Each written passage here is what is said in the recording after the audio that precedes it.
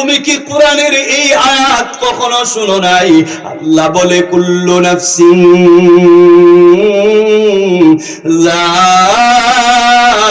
যায়িকাতুল মাউত সুম্মা ইলাইনা